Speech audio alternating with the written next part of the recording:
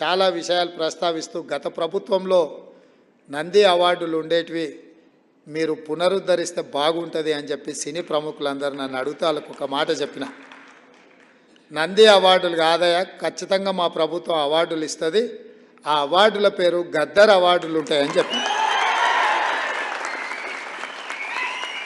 తెలంగాణ రాష్ట్రంలో కవులకు, కళాకారులకు, సినీ ప్రముఖులకు రాష్ట్ర ప్రభుత్వం తరఫున అధికారికంగా ఇచ్చే అవార్డులకు గద్దర్ అవార్డ్స్ అనే పేరు పెట్టి గద్దరన్నను గౌరవించుకుందామని చెప్పి ఈ వేదిక మీద నుంచి చెప్తున్నా. ఇదే శాసనం, ఇదే జీవో అని చెప్పి, నా మాటనే జీవో